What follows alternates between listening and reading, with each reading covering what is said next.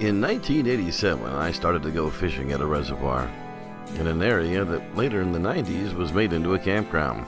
It was very dark at night. You could only see a few feet in front of you, and the stars were the only lights you could see.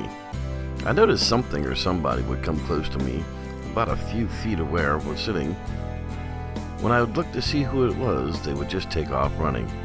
But there was something just not right about it. It was so dark I could not really see who it was. This person or whatever it was made sounds of amazement, like it was being picked on all of a sudden. You could hear it, or whatever it was, just grasping as though it was caught off by surprise, and it would run off once again like it was playing a game with me. Since it was so dark, I couldn't really see anything or really hear much of anything other than footsteps. They sounded like a heavy, wide object was being plopped on the ground, and in the darkness I could see the glowing red eyes. Now, this was not my first experience with what I already knew was a Sasquatch. Like I said, I'd been going fishing and hunting there before it became a campground. My first encounter with a Sasquatch was another while I was hunting. I was on the state land south of the reservoir. I was bird hunting and only had one hunting dog with me at the time. As my dog was out in front of me, a group of turkeys were startled, got up and flew away. All of a sudden, a large figure took a step out of the cedar trees from some 60 yards away from me, and then I saw it. It was a group of 3. They were all standing together under a tree that was about 25 feet tall and 8 feet across at the bottom. Well, the dog ran back scared, and I knew it was a Sasquatch, and when the bigger one saw me, it began to yell and wave its arms back and forth. I turned around and started to walk away. After a little ways, I turned back to look, and all I could see was 3 Sasquatch still staring right at me. I again turned away, and while I was walking, and when I looked back again, I could see that one was actually carrying a smaller one, and then I began to run away. After that, I began to visit this area more often, and when I had time, I had a few more sightings. Now I think of these Sasquatch come to know me, and after a while, when I visited the fishing and hunting area, they knew it was me for some reason. In the early 90s, a new campground opened. I remember it had so many happy days when I would go there and when I had the time. One Saturday I got off really early, and you could hear the campers getting up around and fixing bacon and eggs. The smells of the first of the day, you could hear the people talking, just enjoying being out. People were talking about being there. I was sitting down in the parking lot near the lake, watching everyone enjoying the beautiful day as I was fishing. Now, people say Sasquatch only come out at night, but I knew better. And I knew that they can come out at any time. They only use the dark to hunt. As I'm going to say and write, they are out during the daylight hours too. What I want to know is the younger ones, are they not the hunters? But the larger ones are the hunters. I think the younger ones are curious and want to try something different, so they try to find an easy pickings.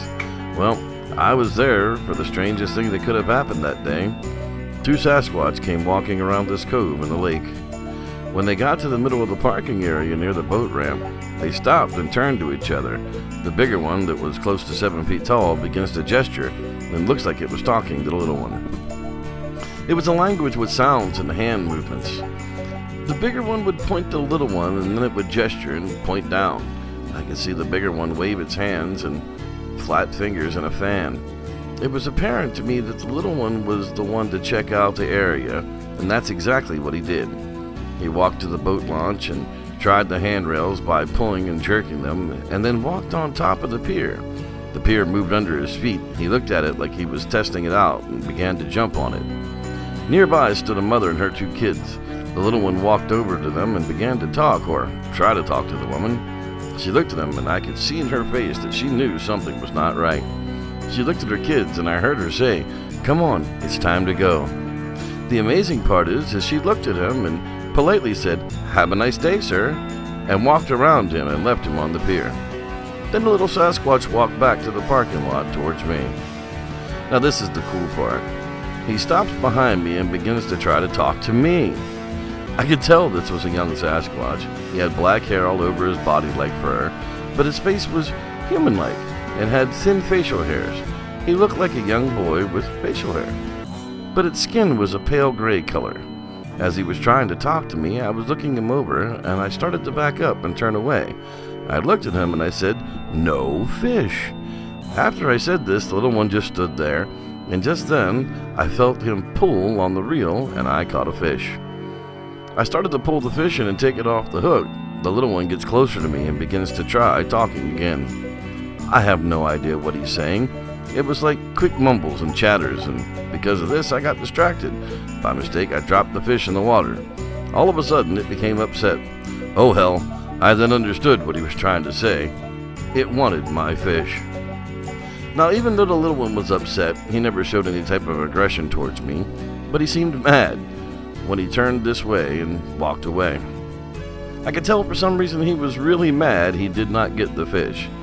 Now, as I looked him over again, I could really tell his face was kind of a young man. He had long human arms and hands. It also had ears, but covered in hair. But the shape of the head, you could see that it almost looked like a valley sloping up to a point at the crown of the head. This is the only thing besides their hair that really made them different than regular human. That still gets me till today.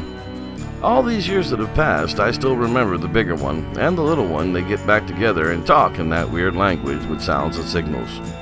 The little one started to talk and pointed at me while he's talking to the bigger one, and I heard it say in this strange talk, like he was trying to copy the words I said, and then I heard it say something similar to, "No fish." At least that's what it sounded like to me. This changed the way that I looked at Sasquatch. They stayed around for a long time, maybe 2 hours I think, and then the bigger one decided to head over to the other campers' tables. The older one headed towards the tables where the other campers had their food and began stealing food from the tables. The campers saw him and yelled, "Hey you! Get away from our food!" I think they thought it was a crazy bum living in the woods. It walked away with the food, and the little one followed them, and they just ate the food and went into the tree line directly from where they came. Whatever they are, these Sasquatch have some type of IQ. I'll always remember how smart those two Sasquatches really were. Anonymous. Well, folks, here it is. Yet another tale of an interaction with Bigfoot that didn't end in terror. I've often just wondered what will happen when the Bigfoot can hide no more. Until next time, I'm Reverend Jeff, and may the Squatch be with you.